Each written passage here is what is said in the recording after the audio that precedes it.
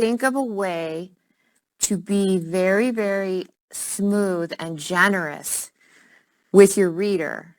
And to be smooth and generous with your reader, I know that you've heard this before, probably, but how many people have heard of a quote sandwich? Raise your hand if you've heard of a quote sandwich before. Oh, you guys have. Okay, cool. Raise your hand online if you've heard of a quote sandwich before.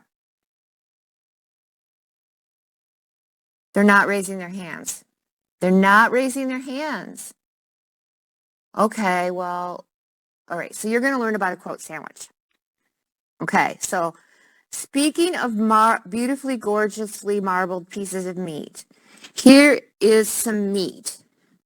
Now, if this was served up to your reader like this, depending on the person, they might not like it very much, and they would feel it was too raw and abrupt.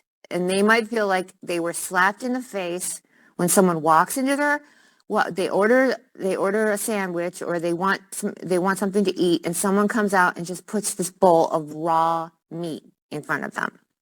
That's not a sandwich, it's raw meat. That's what your quote is. Your quote, just a quote by itself, is like dumping some raw meat into your paper, okay? It doesn't go down well with the reader.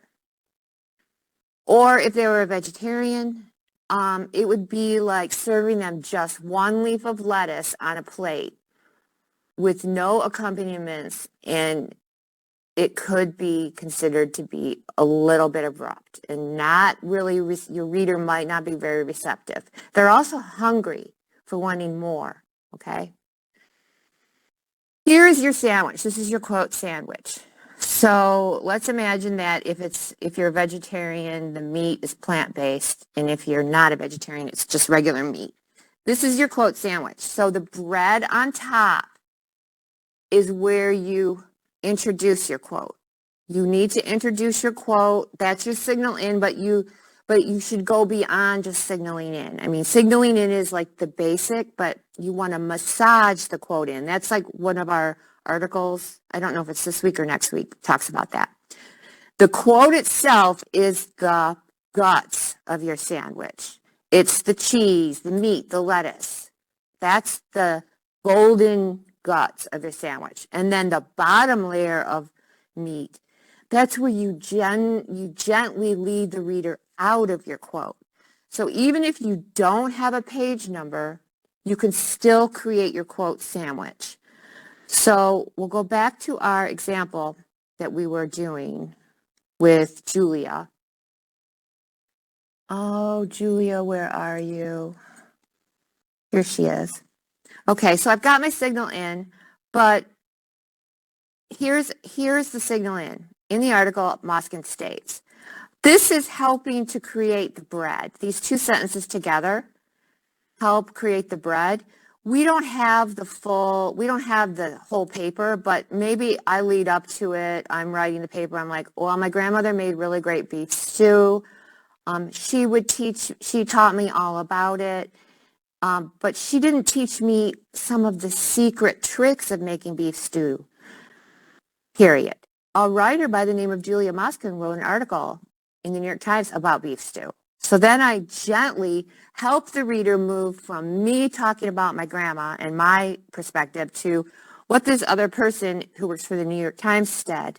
And then after I give the Moskin stuff, I have to help the reader by creating that bottom piece of bread. And I have to say, my grandma, in contrast to Moskin, never taught me how to peel the fat off the stew. Okay? So my bottom piece of bread is this part right here. Okay, so I don't have a page number, but I still can signal out by giving that bottom piece of bread.